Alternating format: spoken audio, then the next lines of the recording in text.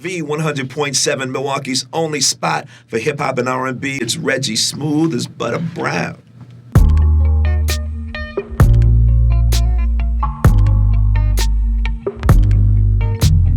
All right, so in short, what was your childhood like? I was born in North Carolina. My mom met my dad on the Air Force Base, Seymour Johnson Air Force Base in North Carolina. So we moved here when I was like second grade, east side of Milwaukee, good. Every summer I would go back to work on the family farm in North Carolina, to get school money. We cropped tobacco, cows, chickens, we did the whole nine. So I got some country boy in me. What are some basic principles you live by? To just enjoy life. Life is short. We're only here for a few, so enjoy life, and that's what I do. I enjoy life. People say money is the root of all evil. No, it isn't. The love for money is the root of all evil. So I spend too much because it doesn't last forever, Who is your mental support system? My mental support system, I gotta say my family, my daughter, my sons. I got close friends too, other guys in the industry, some of my mentors, I still talk to. And my little brother's my support system as well. He keeps me in check, he tells me, hey, you're smooth as butter, you gotta have this, you gotta do that, so he keeps me looking good. Do you have any hobbies? What do you do on your downtime?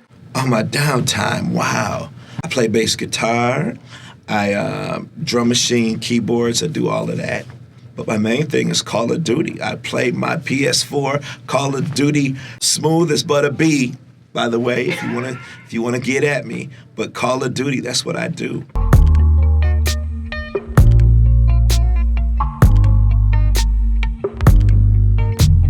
What or who inspired you to go into the radio broadcasting industry?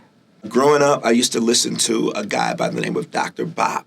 He was on WAWA. He would say stuff like, I didn't come to play Milwaukee. I've come to burn this town to the ground because the good doing Dr. Bob's the best that ever did it and got away with it. I'm a stone lover, an ex-Golden Glover. I'm a chick chaser and a money waster. From Whitefish Bay to Cudahy. And he was just amazing. And that was before rap existed. And I wanted to be like him. I would go to some of his appearances. He used to do this shop called, it's a gift shop called Powell's Gift Shop on North Avenue. And I would just go see him and just watch him. And the owner would say, hey, you got to buy something to be in the store. Oh, let me get 2 incense. And they were like a dime a piece just to be around this guy. Yeah, so he was like my idol coming up. Wow. Okay, so what are some of your proudest moments in your career thus far? Some of my proudest moments in the game, wow. The majority of my career is here in Milwaukee, but I did like 12 years in Chicago, and I came up during the right time, during the Bulls era.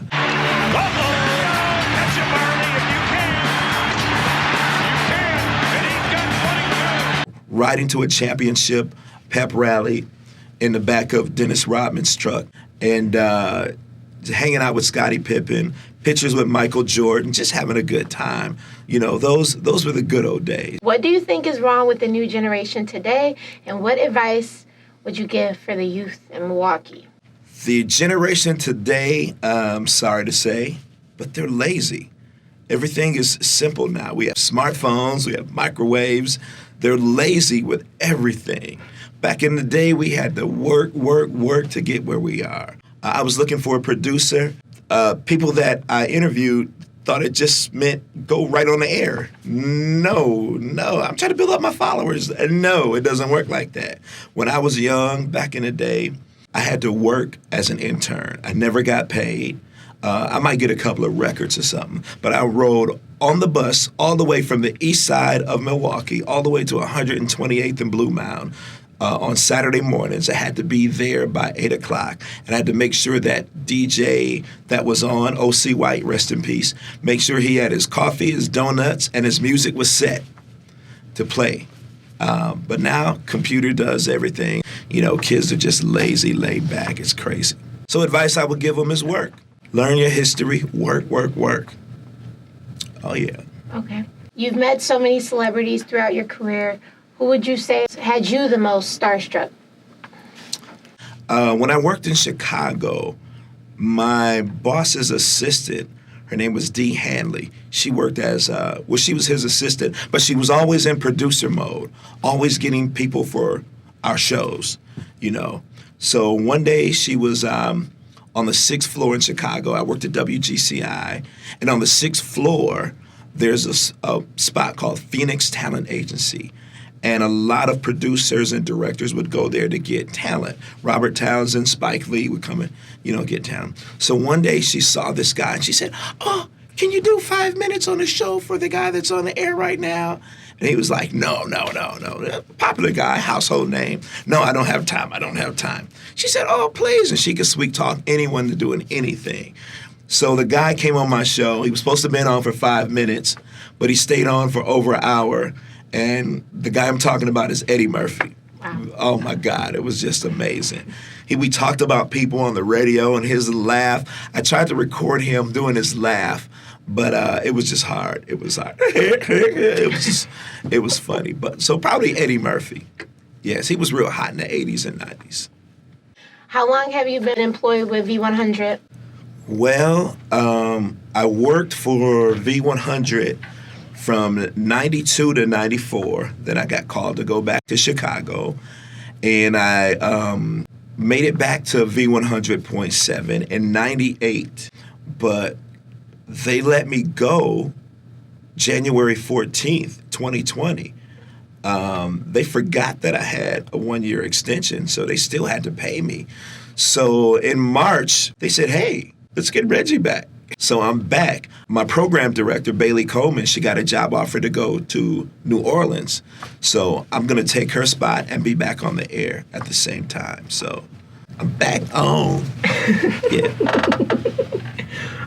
So you haven't been inducted into any Oh, you're talking about the core DJs. Yeah, you. Yeah, the core DJs. Okay. Not them. All right. Yeah. There's a guy from here. His name is Tony Neal.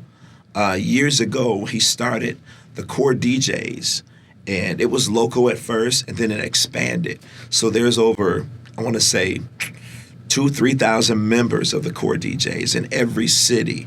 And what it is a group of DJs that get together. We share music. We share, situations in different cities. If I come to New York and I need to kick it, I'll call up one of the core DJs. "Hey, core DJs are in New York." And they would help you out, So the core DJs is real huge. It's like a record pool as well. But they inducted me into the core DJs as a core MC. So since I host a lot of clubs and do all of that, it's amazing. So shout out to Tony Neal. Core DJ Kev, too. So I heard there's talk of a podcast in the works.